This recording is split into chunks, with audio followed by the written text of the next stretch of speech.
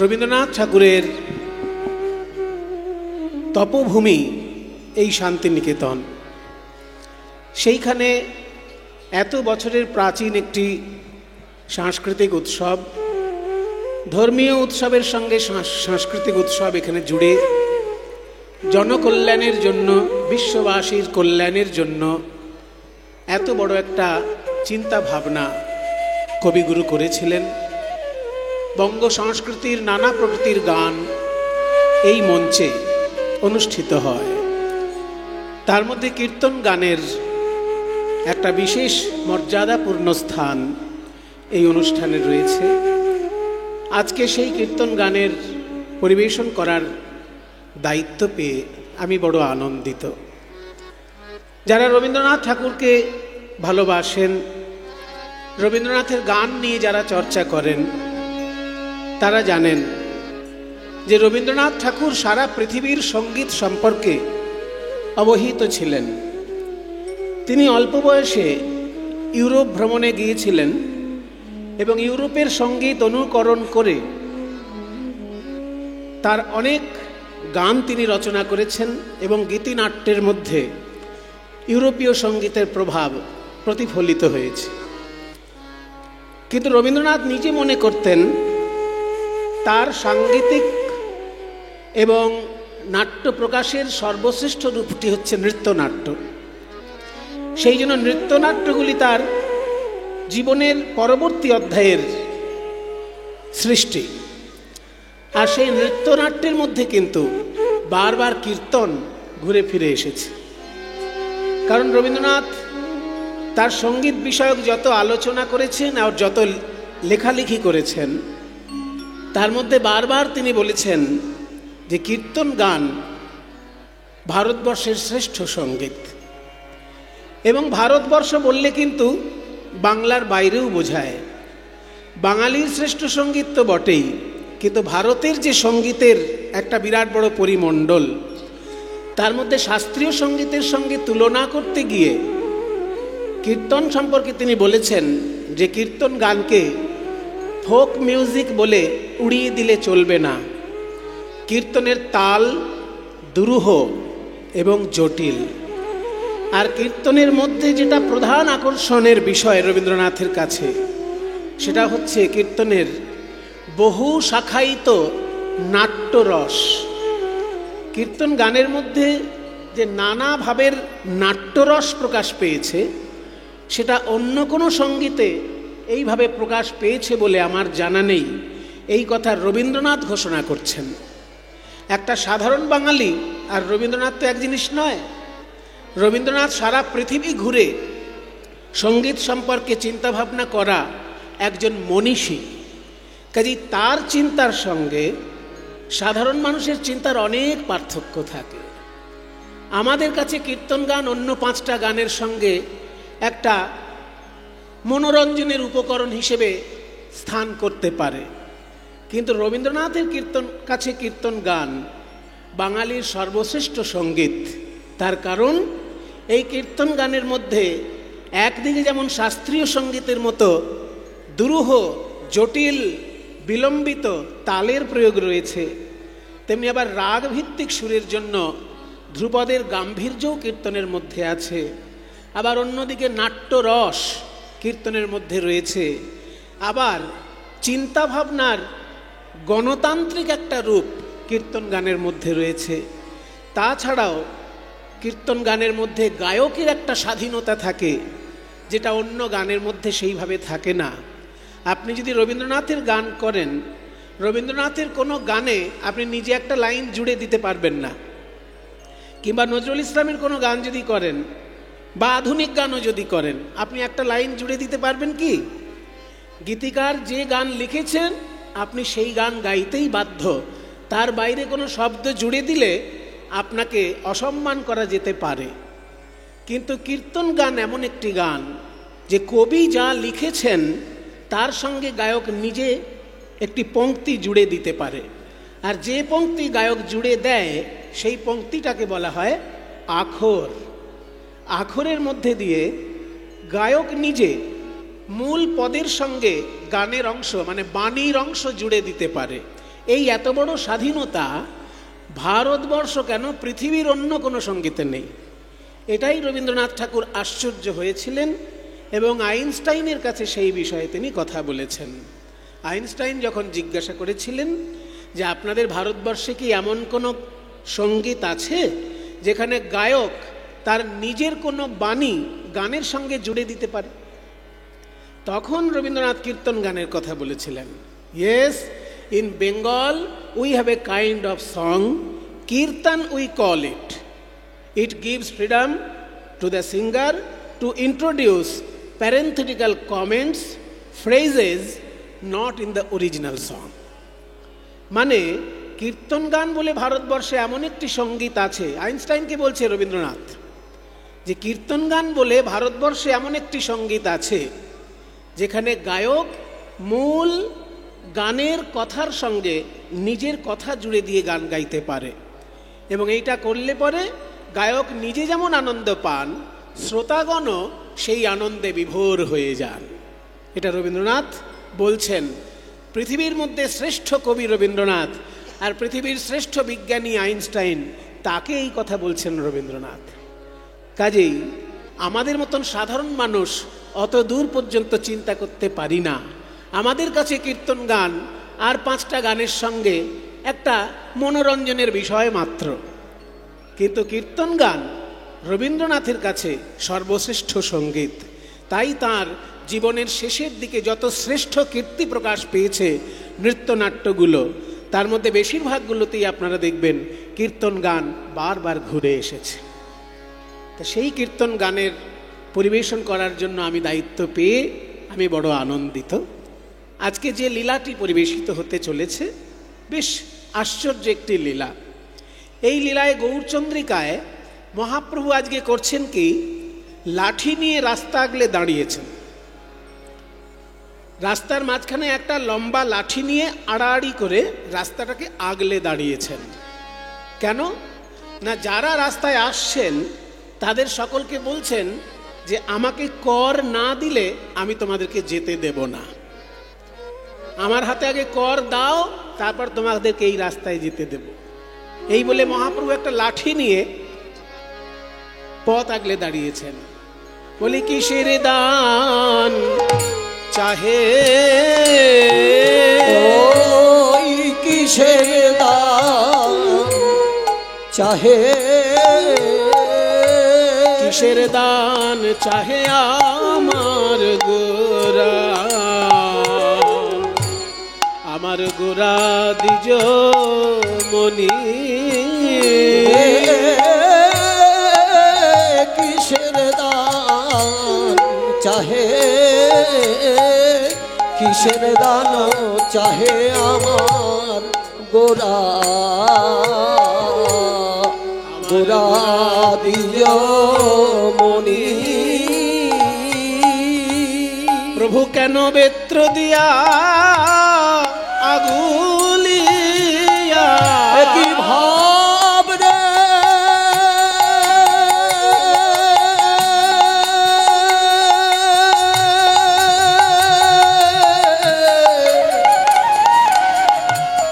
ভাব নিধি প্রভু রামা,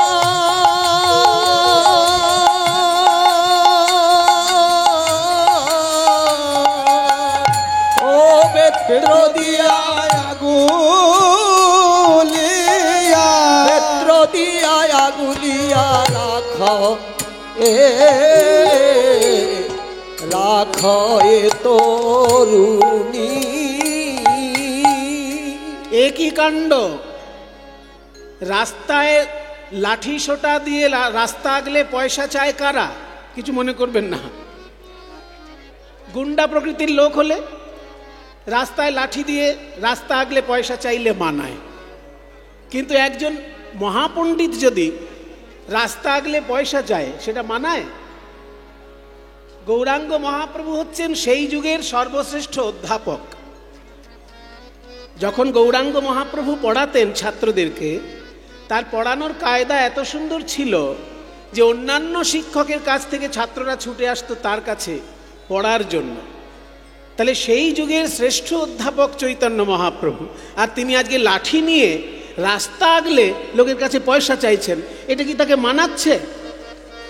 নিমাই, তুমি যখন কঠিন কঠিন সংস্কৃত শ্লোককে জলের মতো বুঝিয়ে দাও আমাদের খুব ভালো লাগে। তুমি যখন মিষ্টি মিষ্টি সুরে কীর্তন গান করো আমাদের খুব ভালো লাগে। কিন্তু লাঠি সোটা নিয়ে পথ আগলাচ্ছ, এ কিরকম স্বভাব তোমার? এটা তো তোমায় মানাচ্ছে না।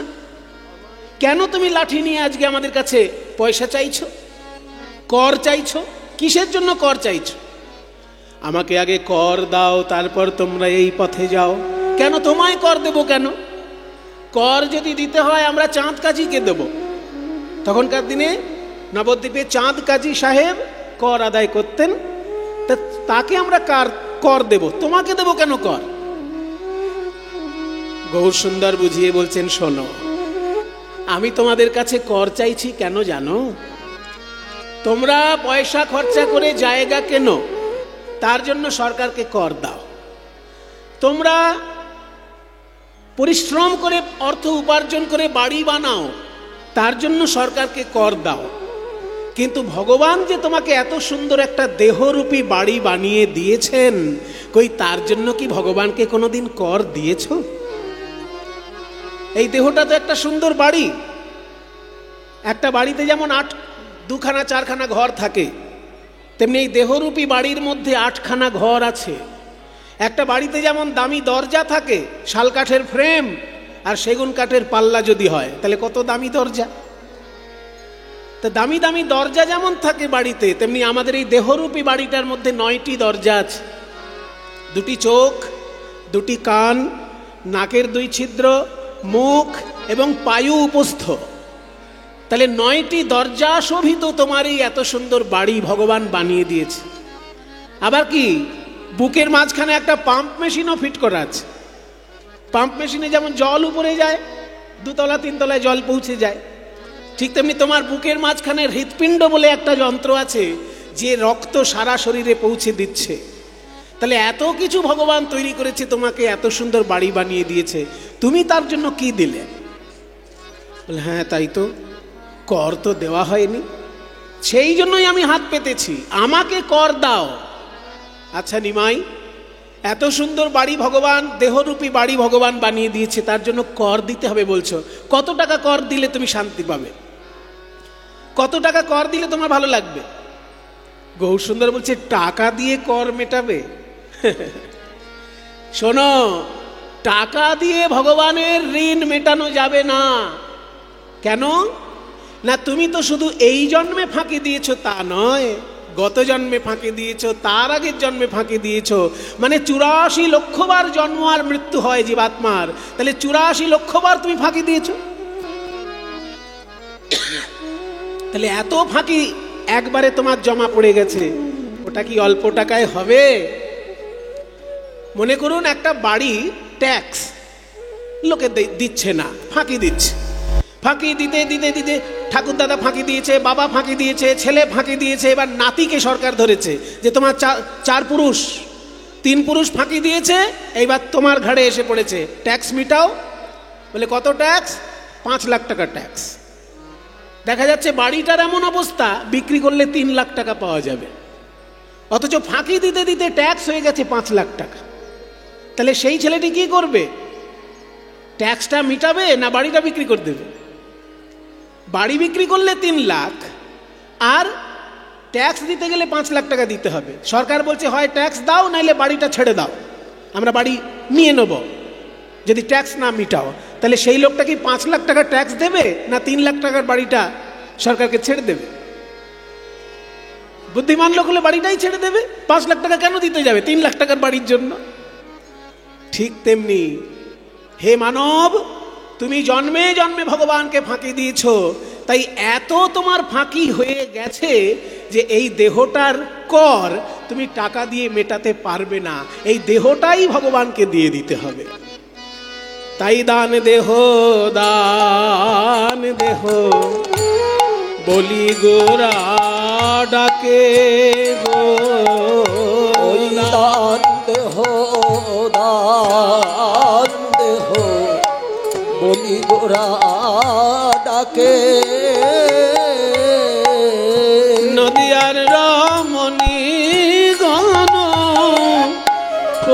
পড়িল বিপাকে আহারে। ওই নদিয়ার রমণী গণ পড়িল বিপাকে। বলে দেহদান দেহদান দেহদান দেহদান, বলে গৌর ভগবান দেহদান দেহদান। বলে গৌর ভগবান দেহদান দেহদান। আমাকে দেহ দান, দুটো মানে হচ্ছে দেখুন, একদিকে দেহ দান মানে দেহ মানে দাও, আর দান মানে কর। তাহলে দেহ দান মানে কর দাও। আবার অন্যদিকে মানে হচ্ছে দেহ দান, এই দেহটাকেই কর হিসেবে দান করো। কারণ ফাঁকি দিয়েছ, এত ফাঁকি দিয়েছ যে টাকা দিয়ে কুলাতে পারবে না, তাই দেহটাকেই দিয়ে দিতে হবে। নবদ্বীপবাসী বলছে, ওগো নিমাই, আমাদের এই দেহটা যদি তোমায় দান করি তাহলে তুমি কি করবে সেটা কি আমরা জানতে পারি? নিশ্চয়ই জানতে পারবে। তোমাদের দেহটা নিয়ে আমি কি করব তোমরা জানবে না? মনে করুন যে লোকটার বাড়ি কেড়ে নেওয়া হলো ট্যাক্স দিতে পারেনি বলে। সরকার যদি কারোর বাড়ি কেড়ে নেয় সেই লোকটা ট্যাক্স দিতে পারেনি বলে, তো সেই বাড়িটা ভবিষ্যতে সরকার কি করবে? হয় একটা স্কুল বানিয়ে দেবে, নয় একটা হাসপাতাল বানিয়ে দেবে। কোনো জনকল্যাণমূলক কাজে তো লাগাবে বাড়িটা, কারোর বাড়ি যদি সরকার কেড়ে নেয়। ঠিক তেমনি মহাপ্রভু বলছেন, তোমাদের দেহ যদি তোমরা আমাকে দিয়ে দাও আমি কি করব জানো? তুণ্ডে তাণ্ডবি নিরতিং বিতনুতে তুণ্ডাবলি লব্ধয়ে कर्णाक्रोडे कडम्बिनी घटयते कर्णार्बुदेभ्यः स्पृहाम् चेत प्रांगण संगिनी विजायते सर्वेन्द्रियाणां कृतिं नो जाने जनिता कियद्भिरमृतैः कृष्णेति वर्णद्वयी। ओगो कलि जीव তোমরা তো জানো না কৃষ্ণ নাম দুটি অক্ষরে এত মধু আছে। এই কৃষ্ণ নাম যখন আমার জিহ্বায় উচ্চারিত হয়, তুণ্ডে তাণ্ডবী নিরতি, তুণ্ড মানে জিহ্বা, যখন জিহ্বায় উচ্চারিত হয় কৃষ্ণ নাম, জিহ্বা তখন তাণ্ডব নৃত্য করে আরো জিহ্বা পাবার জন্য। যখন কর্ণে প্রবেশ করে কৃষ্ণ নাম, আরো লক্ষ লক্ষ কান পাবার বাসনা হয়। আর যখন হৃদয়ে প্রবেশ করে কৃষ্ণ নাম, সকল ইন্দ্রিয় কৃষ্ণময় হয়ে যায়। জানি না কৃষ্ণ নাম দুটি অক্ষরে কত মধু ঢালা আছে। এই কৃষ্ণ নাম এত ভালো লাগে আমার, দুটো কানে শুনে স্বাদ মেটে না, আর একটা জিহ্বায় বলে আশা মেটে না। তাই তোমাদের দেহগুলো যদি আমি পাই, তোমাদের দেহ তখন আমার দেহ হয়ে যাবে, তোমাদের জিহ্বা তখন আমার জিহ্বা, তোমাদের কর্ণ তখন আমার কর্ণ। তাই তখন তোমাদের জিহ্বা দিয়ে আমি নাম গাইব, তখন আমি নাম গাইব। তোমাদের জিহ্বা দিয়ে আমি নাম গাইব, তোমাদের ওই জিহ্বা দিয়ে আমি নাম গাইব। আমি নাম শুনব, তখন আমি নাম শুনব, আমি নাম শুনব, তখন আমি নাম শুনব। তোমাদের কর্ণ দিয়ে, তখন আমি নাম শুনব, তোমাদের ওই কর্ণ দিয়ে আমি নাম শুনব। তোমাদের কর্ণ দিয়ে, তোমাদের হৃদয় মন্দিরে বসে, তোমাদের ওই কর্ণ দিয়ে হৃদয় মন্দিরে বসে, ওই তোমাদের ওই কর্ণ দিয়ে হৃদয় মন্দিরে ওই তোমাদের ওই কর্ণ দিয়ে হৃদয় মন্দিরে ওই বসে তোমাদের ওই কর্ণ দিয়ে হৃদয় মন্দিরে বসে তখন আমি নাম শুনবো। এই জন্য তোমাদের কাছে দেহ চাইছি। তোমাদের দেহ যদি আমায় দাও, তোমাদের জিহ্বা দিয়ে আমি নাম গাইব, তোমাদের কর্ণ দিয়ে আমি নাম শুনব, আর তাতে যদি কোনো পুণ্য পাওয়া যায় সেই পুণ্য তোমরাই পাবে। পুণ্য আমি নেব না, সেটা তোমরা পাবে, কিন্তু তোমাদের জিহ্বা দিয়ে আমি গাইব, তোমাদের কান দিয়ে আমি শুনব। এ তো বড় আশ্চর্য ব্যাপার রে ভক্তগণ। মনে করুন আপনার 2 বিঘে জমি আছে, কিন্তু আপনার চাষ করতে ভালো লাগে না, আপনি খুব কুঁড়ে মানুষ, চাষ করতে চান না, কিন্তু 2 বিঘে জমির মালিক আপনি। আর ওদিকে একজন চাষি আছে, তার জমি নেই, কিন্তু সে চাষ করতে খুব ভালোবাসে। চাষ না করলে সে থাকতে পারে না, তার ভাত হজম হয় না, আর রাতে ঘুম আসে না চাষ যদি করতে না পারে। তখন সেই চাষি গিয়ে বলছে যে তোমার তো 2 বিঘে জমি পড়ে আছে, আমি চাষ না করলে আমার রাতে ঘুম হয় না, তো তোমার জমিটা আমাকে একটু চাষ করতে দাও, আমি মনের আনন্দে শুধু চাষটা করে দিই, ফসল যা হবে সব তুমি পাবে। ফসল আমার দরকার নেই, আমি শুধু চাষ করতে ভালোবাসি বলে জমিটা চাইছি, চাষ করতে দাও আমায়, ফসল তোমাকে দিয়ে দেবো। তো এরকম যদি কেউ বলে বাবা, কে জমি দেবে না? যে আমি তো চাষ করছিই না, আরে চাষ করে ফসল দিয়ে দেবে বলছে, তা নাও আমার জমি নাও। সেই জন্য নবদ্বীপবাসী সবাই বলল, নিমাই আমাদের এই দেহ নিয়ে তুমি নাম গাইবে, তুমি নাম শুনবে, অথচ পুণ্য হলে সেটা আমাদেরকে দিয়ে দেবে। তাহলে আমরা সবাই আমাদের দেহ তোমাকে দেবার জন্য রাজি আছি, সবাই দেব। আপনারা দেবেন তো? মহাপ্রভু যদি দেহ চায়, যেসব মায়েরা মহাপ্রভুকে দেহ দেবেন ভাবছেন, তারা একবার উলুধ্বনি দিন দেখি। ও বাবা, তো সবাই দেখছি উলুধ্বনি দিচ্ছে। আচ্ছা বাবারা যারা ভাবছেন মহাপ্রভু দেহ চাইলে এক্ষুনি দিয়ে দেবো, তাহলে সবাই একবার হাত তুলে হরি বল বলুন দেখি। নিতাই গৌর হরি হরি বল, হরি হরি বল। বাহ, তাহলে আমরা সবাই রাজি। নিমাই এই দেখো এখানে সবাই রাজি তোমাকে দেহটা দিয়ে দেবে বলে, তাহলে আমাদের দেহ তুমি নাও। এবার বাসুদেব ঘোষ নিমাইকে কানে কানে জিজ্ঞাসা করছে, নিমাই আমি একটা কথা বলবো, বলো বাসুদেব, তুমি তো নানানভাবে জীব শিক্ষা দাও, তা আজকে কর আদায় করার ছলনায় তুমি কেন এরকম ভাবে তত্ত্ব শিক্ষা দিলে? গৌর সুন্দর বলছে, বাসুদেব তুমি জানো না, আমি যখন কৃষ্ণ ছিলাম বৃন্দাবনে, তখন ব্রজগোপীদের কাছ থেকে কর আদায় করতে গিয়ে একদিন রসিকতা করেছিলাম। সেই কথা আজকে আমার মনে পড়েছে, তাই আমি কলিজীবকে বললাম তোমাদের দেহটাই আমাকে কর হিসাবে দাও, আমি সংকীর্তন গিয়ে তোমাদেরকে পুণ্য দান করব। সেই লীলা আজকে আমার মনে পড়েছে, কর আদায় করার লীলা। কৃষ্ণ অবতারে আমি এইভাবে সাধিয়াছি দান, কৃষ্ণ অবতারে আমি এইভাবে সাধিয়াছি দান, আজ সে ভাব পড়ল মনে, বাসু ঘোষে এ গান রে আহা মরিয়া মরি রে, বাসু ঘোষে এ গান রে ভাব পড়ল মনে, বাসু ঘোষে গান রে। সে ভাব পড়াল মনে, বাসু ঘোষে গান রে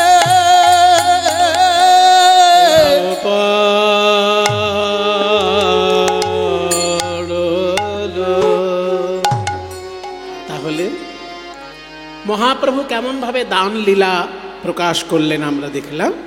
এবার চলুন মধুময় বৃন্দাবনে গিয়ে দেখি, কর আদায় করার ছলনায় প্রাণ গোবিন্দ কেমন ভাবে ব্রজগোপীদের কাছ থেকে ব্রজগোপীদের সঙ্গে রসিকতা করেছিলেন।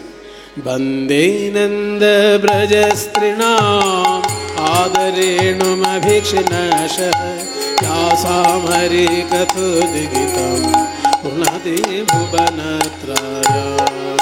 वन्दे नन्द व्रज स्त्रीणां पादुरेणुमभीक्ष्णश दासां हरिकथोद्गीतं पुनते भुवनत्रयम्। हरि नयन भरि हरो हरि नयन भरि हरो हरि नयन भरि गोपी वल्लभ राधा मदन मोहन বৃন্দা हरि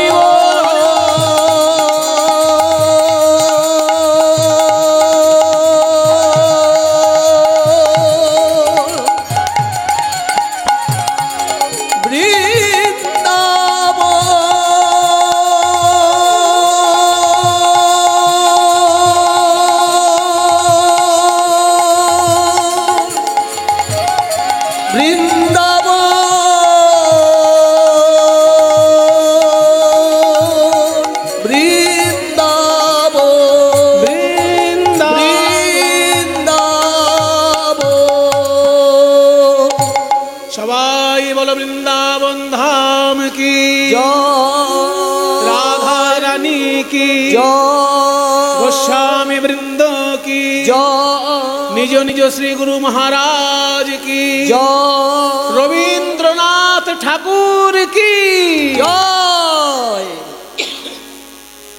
मधुमय श्रीधाम वृंदावन। प्राण गोविंद সখাদের সঙ্গে খেলা করছিলেন। খেলা করতে করতে হঠাৎ তার মনে হলো আজকে গোপীদের সঙ্গে একটু রসিকতা করব।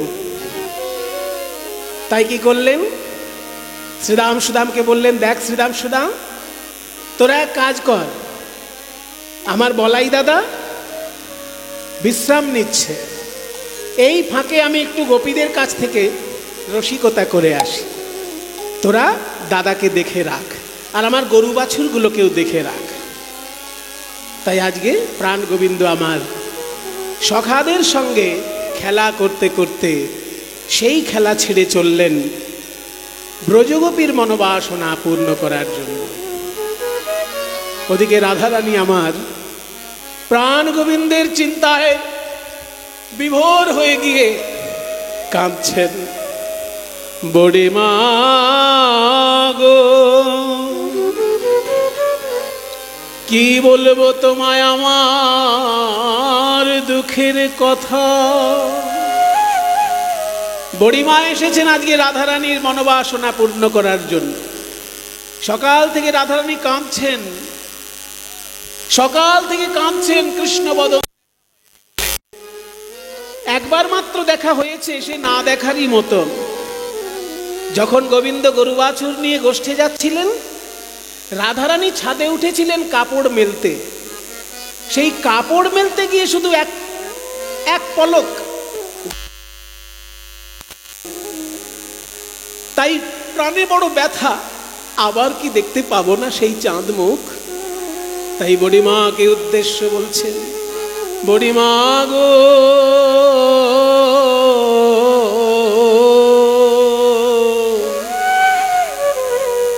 আজ সকালে গোধন লইয়া নেচে নেচে গোঠে গেল বিনোদিয়া। আজ সকালে গোধন লইয়া গোঠে গেল বিনোদিয়া। দিয়া সিংহা বেনর নিশান গো, ওই দিয়া সিংহা বেনুর নিশান গো। ছিলাম গুরুজন অঙ্গিনাতে, তাই না পারিলাম বাহির হইতে বুড়িমা গো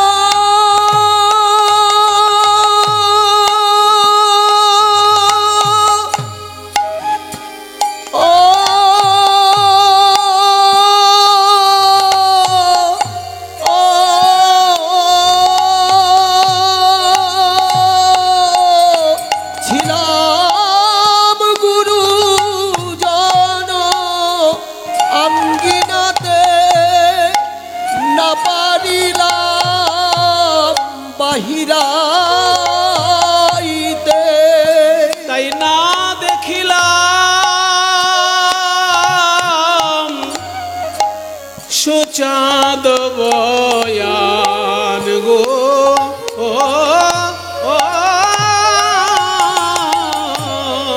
আমি না দেখিলাম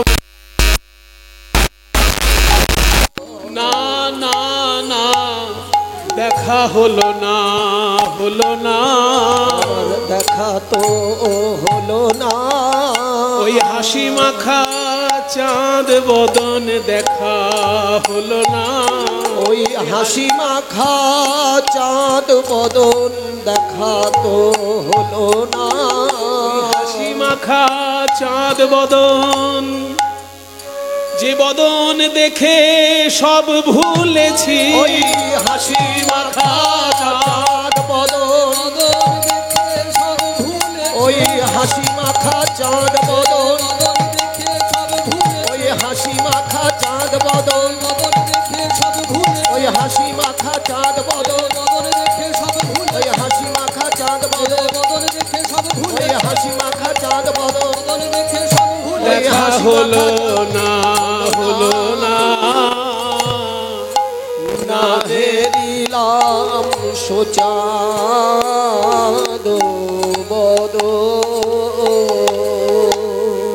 বুড়িমা গো তুমি যদি জানো আমায় বলো বলো বলো বলো কোন পথে আছে শ্যামল ওগো যে মোর করিছে মন সব লাগে উচাট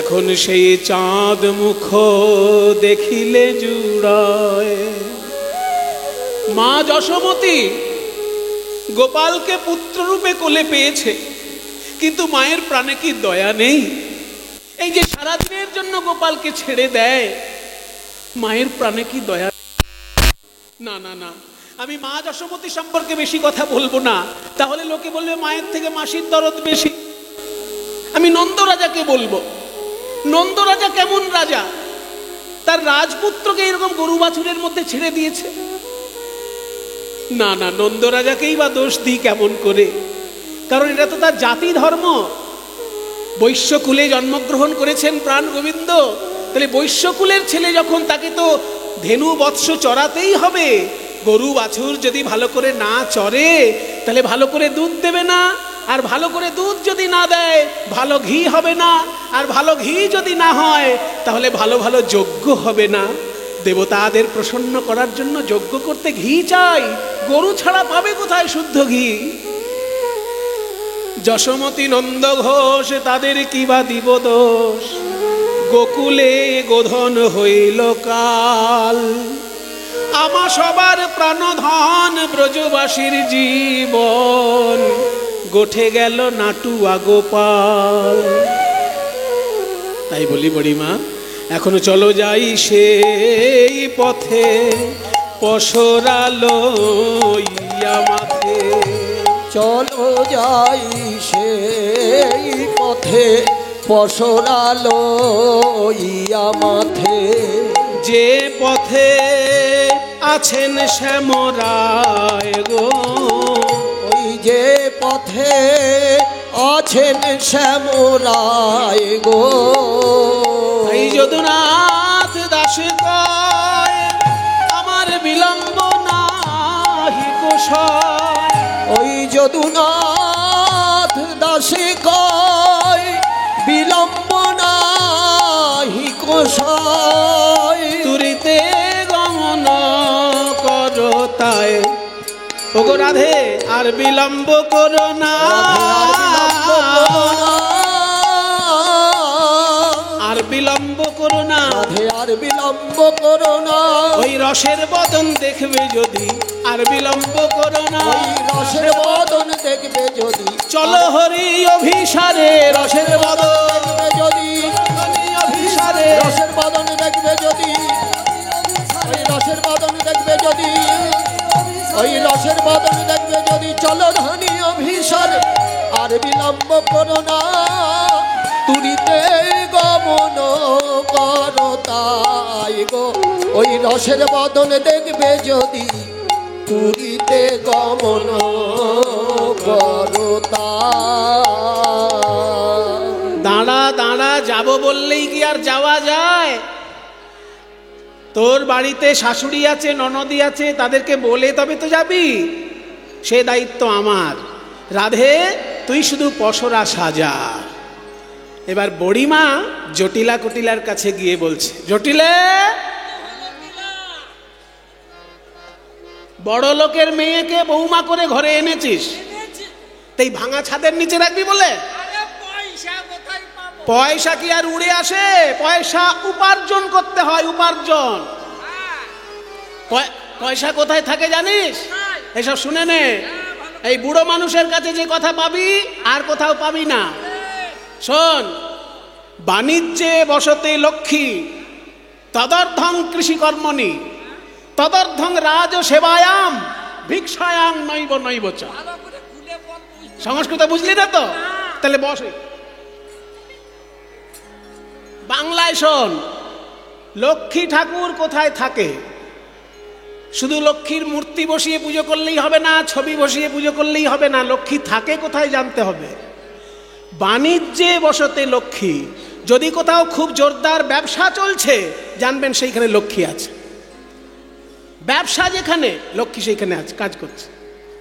তদর্ধং কৃষি কর্মণি, যদি কেউ খুব ভালো চাষবাস করতে পারে সেইখানে লক্ষ্মী বাস করছে। আর তদর্ধং রাজসেবায়াম, সরকারি চাকরি যদি কেউ করে তো জানবে মাসের শেষে একটু একটু লক্ষ্মী আসছে তার বাড়িতে, তাই না? সরকারি চাকরি হতে হবে, তাহলে দেখবে সেইখানে মা লক্ষ্মী একটু একটু আসছে। আর তারপরে অন্যান্য কাজে থাকতে পারে, কিন্তু ভিক্ষায় কোনোদিন লক্ষ্মী থাকে না। ওই জন্য ভিক্ষাটা যেন কেউ না করে, এইটা বলার জন্য এই শ্লোকটা, যে লক্ষ্মী পুরোপুরি থাকে ব্যবসায়, অর্ধেকটা থাকে চাষে, আর তার অর্ধেকটা থাকে চাকরিতে, কিন্তু ভিক্ষায় কখনো লক্ষ্মী থাকে না।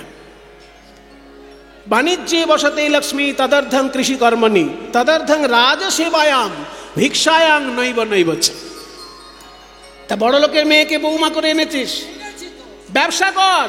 তোদের তো দধি দুগ্ধ ঘৃতগোল পচে যাচ্ছে, একটু হাটে নিয়ে গিয়ে বস। পৌষ মেলা হচ্ছে, শুনিস না? পৌষ মেলায় সবাই ব্যবসা করছে, তুইও একটু কর। আরে আমার বয়স হয়েছে, আমি আজকে যেতে পারি। তুই পারিস না তো তোর মেয়েকে পাঠা। মেয়ে? ওই যে, ও বাবা, ও যা মেয়ে না, খালি ঝগড়া করবে, সারাদিন ঝগড়া। তা আমরা গাছে কি আর আম হয়? তাই কখনো। তুই যেমন ঝগড়াটি, তোর মেয়েও তেমন ঝগড়াটি হয়েছে। আরে পেটে জন্মেছে, পেটে জন্মেছে, তা বলে কি ফেলে দেবো না? আরে ফেলে দিতে কে বলছে? তোর মেয়েকে তুই বুকে করে রাখ, বুকে। রাখবো তো, আমার মেয়ে। তা ব্যবসায় যাওয়ার জন্য আর কেউ নেই? ছেলেটা কি করে? ছেলে? হ্যাঁ, ও বাবা, আমার খেপা ছেলে খালি কালি কালি জয় কালি বলে সারাদিন। মানে কালী নামে খেপা হয়ে গেছে। হ্যাঁ, তা শুনেছি তোদের বৌমাও নাকি আছে বাড়িতে, তাহলে বৌমাকে পাঠা। বৌমা? হ্যাঁ, ও ব্যবসা শিখুক। বৌমাকে পাঠাবো? ভালো ভালো নয় কেন? কি করে? স্বভাবটা ভালো নয়। কেন, করেছে নাকি? আরে করেছে নাকি, খালি রাস্তায় বেরোয় তখন এদিক এদিক ওদিক ওদিক খালি তাকাই গো। ও এদিক ওদিক তাকায়? হ্যাঁ তাহলে আমি তোর বৌমাকে ডেকে এখনই মোকাবিলা করিয়ে নিচ্ছি। হ্যাঁ। রাধে, শাশুড়ি মায়ের হাতে পায়ে ধরে বলো, যদি তোমায় হাটে নিয়ে যায় তুমি আজকে এদিক ওদিক তাকাবে না, একভাবে আমার সঙ্গে যাবে, বলেছ? রাধারানীকে সঙ্গে নিয়ে চললেন। ললিতা বিশাখা সাথে চলিয়া যাইতে পথে ললিতা বিশাখা সাথে চলিয়া যাইতে পথে আমার কত সাধে বাড়াইছে পাগো, কত সাধে বাড়াইছে পাগো। উথলিল ভাবসার এলাইল কেশভা, উথলিল ভাবসার এলাইল কেশভা।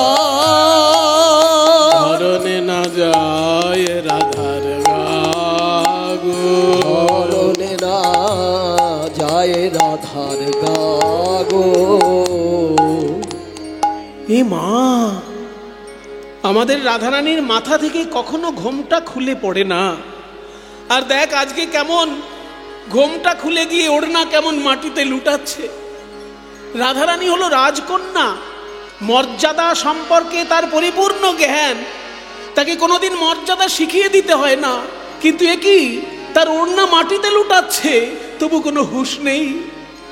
রাধার মন কোথায় গেল? ওগো তোরা দেখ না রাধা, রাধার উড়ো হে মা উড়োনি পড়েছে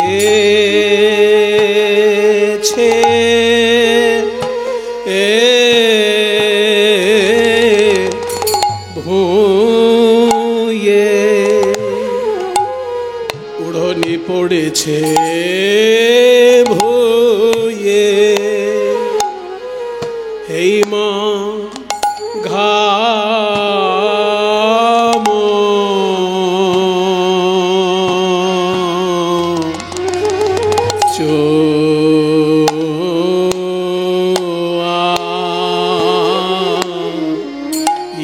চোয়াইছে, ঘাম চোয়াইছে মো ও ও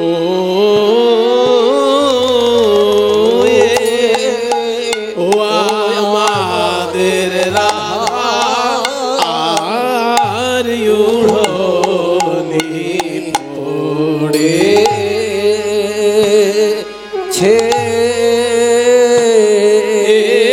কি অনুরাগ রে,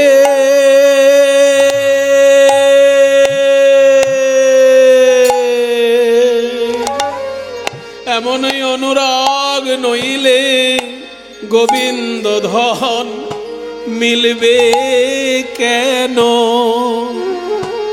অনুরাগের বালাই যায়, অনুরাগে উড়োনি ধুলায় লুটায়। আমাদের রাধার পথ বিপথ জ্ঞান নাই, পথ বিপথ জ্ঞান নাই, জল অনল জ্ঞান নাই। আমাদের রাধার বুঝি বাহ্য স্মৃতি নাই। আমাদের রাধার মন মিন ডুবেছে কৃষ্ণ প্রেম সর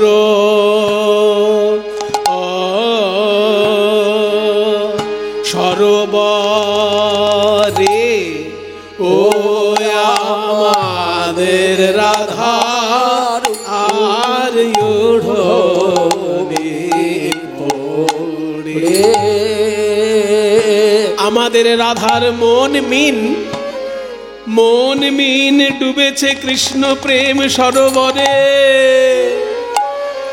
এমন অনুরাগ তো যার তার ভাগ্যে হয় না, বাবা, কিন্তু যার হয় তার এমনি হয় কৃষ্ণ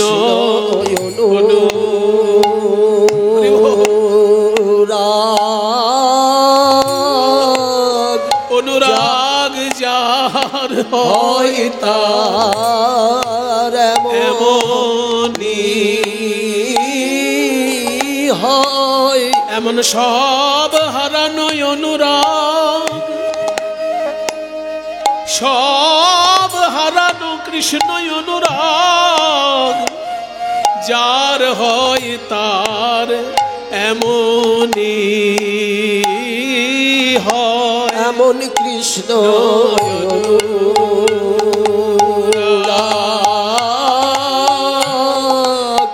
যার হয় তার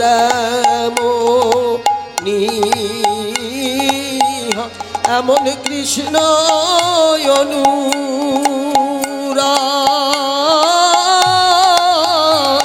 যার হয় তার না না যার তার ভাগ্যে হয় না বটে, কিন্তু যার হয় তার এমনই হয়। যার তার ভাগ্যে হয় না বটে, যার হয় তার এমনই হয়। কৃষ্ণ অনুরাগ যার হয় তার এমনই হয়। কৃষ্ণ অনুরাগ যার হয় তার এমনই হয়। আমাদের রাধার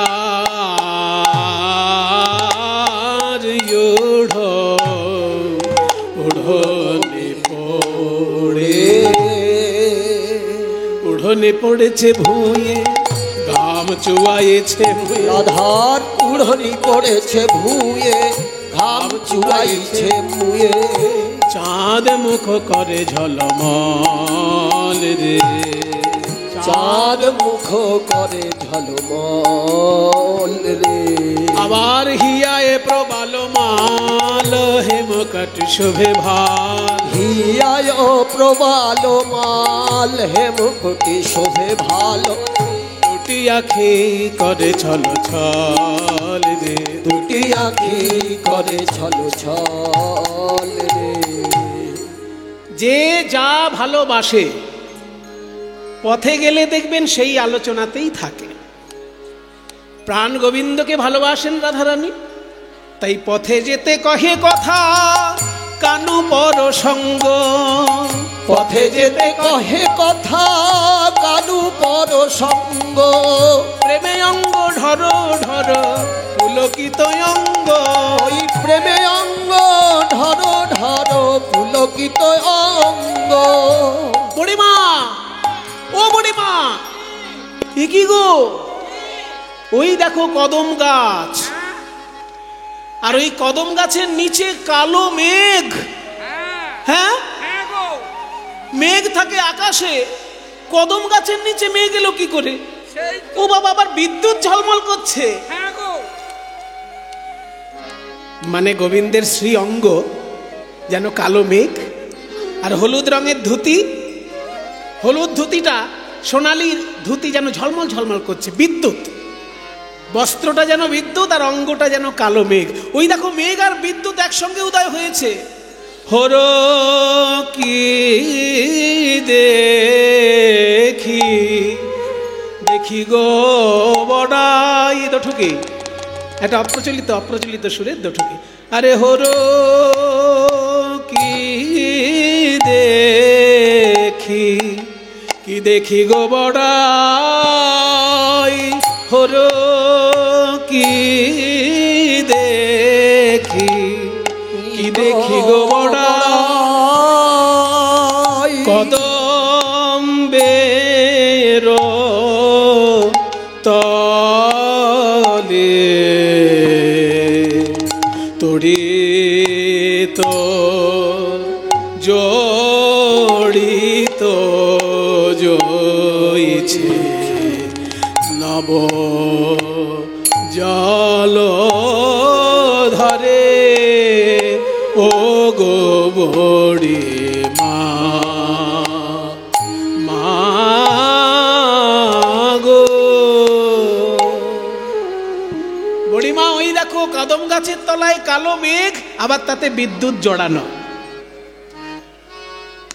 বুড়িমা রসিকতা করে বলছে, আরে বাবা মেঘ থাক আর বিদ্যুৎ থাক, তাতে যদি বৃষ্টি না হয় তোর তো চিন্তা কি? তুই তো ভয় পাচ্ছিস দধি দুগ্ধ যাতে ভিজে না যায়, ভেসে না যায়। তো বৃষ্টি কই? মেঘ আছে, বিদ্যুৎ আছে, বৃষ্টি নেই, চিন্তা নেই। বুড়িমা বলছে বৃষ্টি নাই, কিন্তু রাধারানী বলছে, ওগো বড়াই, তোমার বয়স হয়েছে তাই বোধহয় ভালো করে দেখতে পাও না। তোমার যদি অনুরাগের নয়ন থাকে, তবে আমার কাছে আমার নয়নে নয়ন দিয়ে দেখো। মেঘ রয়েছে কদম তলায়, কিন্তু তার বর্ষণ কোথায় জানো? ওই মেঘের বর্ষণে আমার নয়ন পথে। মাগো বর্ষ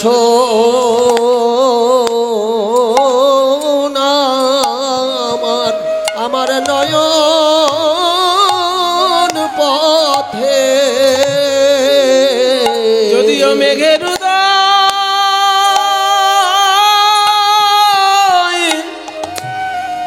উদয় কদম তলাতে, মাগো বর্ষ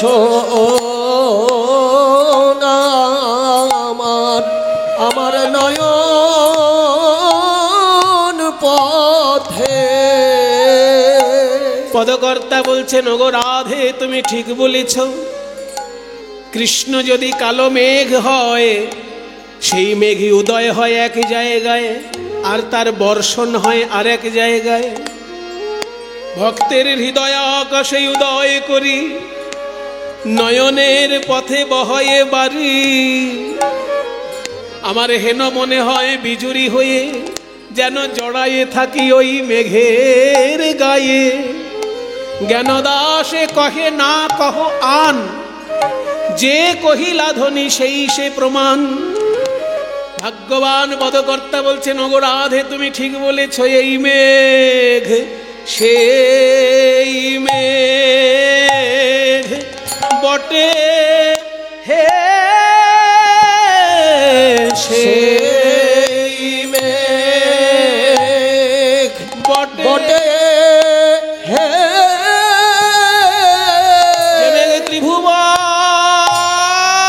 ত্রিভুবন প্লাবন করে মেঘ সেই মেঘ বটে হে। এ মেঘ ত্রিভুবন প্লাবন করে। তার লীলামৃত বরিশানে, ওই ত্রিভুবন প্লাবন করে। লীলামৃত বরিশানে, ত্রিভুবন প্লাবন করে। সেই মেঘ বটে। কৃষ্ণ নব জলধর, জগত শস্যই উপর, বরিক্ষয়ে লীলামৃতধার। এই হলো সেই মেঘ। কথা বলতে বলতে একদম সামনে চলে এসেছে। কৃষ্ণ আজকে কি হয়েছে জানেন? সরকারি অফিসার, গভর্নমেন্ট অফিসার। আর সেই গভর্নমেন্টের নাম কি? কংস রাজা। কংস রাজার রাজকর্মচারী সেজে কৃষ্ণ দাঁড়িয়েছে। বড় একটা লাঠি নিয়ে, রাস্তার মাঝখানে একটা বড় কলসি, বড় একখানা জ্বালা। সেই জ্বালার গায়ে লিখে রেখেছে দান ঘট, মানে যার কাছ থেকে যা ট্যাক্স নেওয়া হবে এই কলসির মধ্যে রাখা হবে, আর কংস রাজার বাড়িতে শেষকালে দিয়ে আসা হবে। কৃষ্ণ সেজেছে বড় অফিসার, আর তার অ্যাসিস্ট্যান্ট অফিসার আছে আবার, তার নাম সুবল। সুবল হচ্ছে অ্যাসিস্ট্যান্ট। এই সুবল, একদম কাউকে যেতে দিবি না, দরকার হলে দুখানা লাঠি রাখবি। সুবল হয়েছে সহকর্মী, আর শ্রীকৃষ্ণ হচ্ছেন রাজকর্মচারী, কর আদায় করার জন্য। দাঁড়াও, বলো বলো তোমরা ওই না বেশে কোথায় বা। কীর্তন গানে এমন কিছু দুর্লভ তাল আছে যা সারা ভারতে অন্য কোনো সঙ্গীতে পাবেন না, এমন একটা তাল এখন গাইছি। এটার নাম ইন্দ্রভাস তাল। এই ইন্দ্রভাস তাল কীর্তন গানেই আছে। এর আবার মধ্যলয় আছে, বিলম্বিত রূপ আছে। এখন মধ্যলয়ে গানটা হচ্ছে, বলো বলো ওই না বেশে কোথায় বা যাও গোয়ালে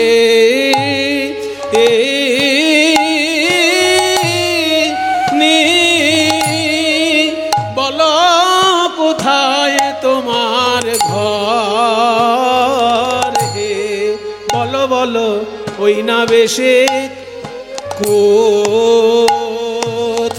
কোথায় বা যাও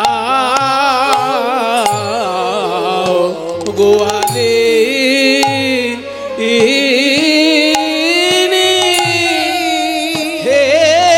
বলো বলো কোথায় তোমার ঘর হে। বলো বলো তোমরা কোথায় যাও ও গোয়ালিনী এহেন সুন্দর বেশে দুটি বাহু দোলাইয়ে ও গরবিনী গরব ভরে বলো তোমরা কোথায় বা ও যাবে এহেন সুন্দর বেশে দুটি বাহু পসারিয়ে গরবিনী গরব ভরে বলো তোমরা কোথায় বা। কোথায় যাও হে গোয়ালিনী, কোথায় তোমার ঘর, কিসের পসরা দাসীর মাথার উপর। এই যে এত সুন্দর সুন্দর ডালা সাজিয়েছ, কি আছে ওতে, আমাদেরকে নামিয়ে দেখাও। ললিতা বিশাখা বলছে, বাবা এই রাস্তার মাঝখানে কেউ কোনোদিন আজ অব্দি এরকম জিজ্ঞাসা করেনি, তুমি কে হে যে তোমাকে আমরা এই ডালা নামিয়ে ডালাগুলো খুলে খুলে দেখাবো? কে তুমি, কোন হরিদাস?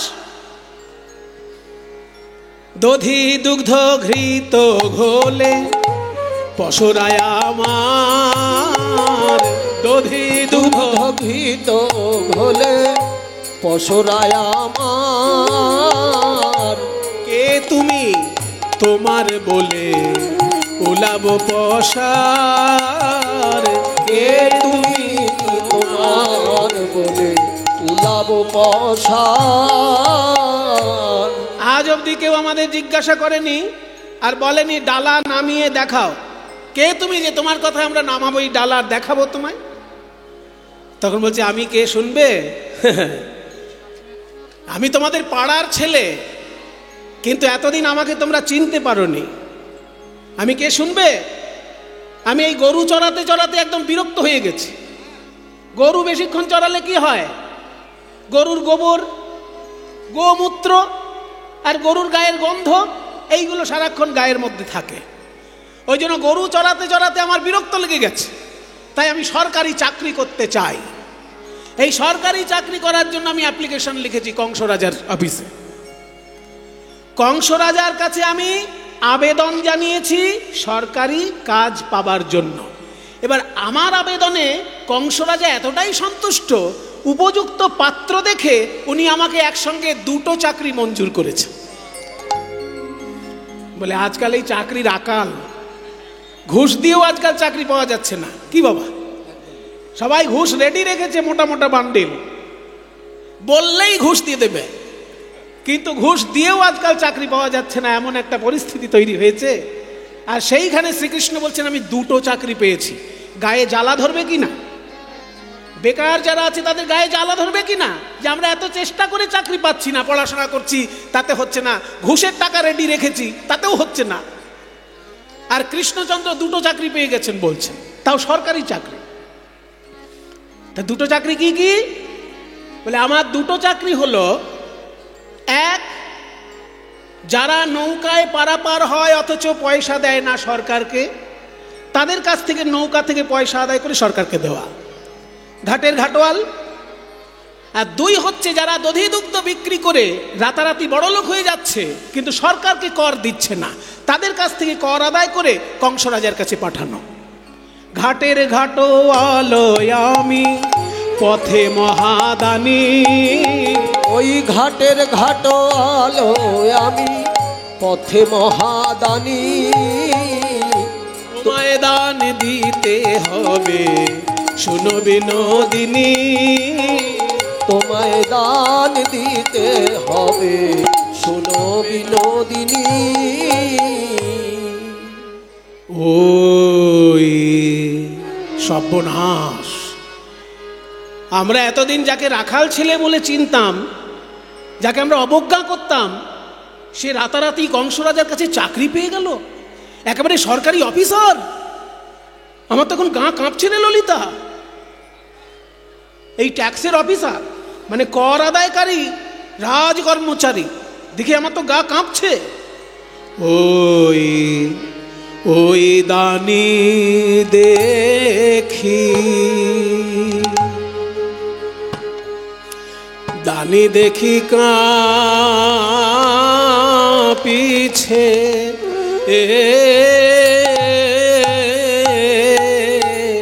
কাঁপিছে শরীর গো। বড় আড়তাল 20 মাত্রায়। ও গো বড়াই ওই দানি দেখি, দানি দেখি কাঁপিছে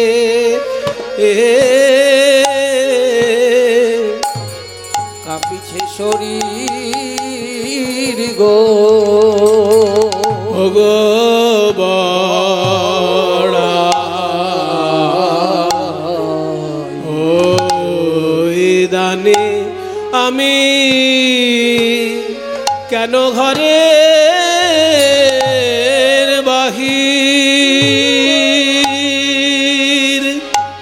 বাহির হলাম, কাজ তো ভালো করি না গো আমি কেন কেন ও গো মাগো কাজ তো ভালো করি গো আমি কেন ও বড়ি 3 4 5 20 মাত্রা কাজ তো ভালো 8 9 কাজ তো ভালো 11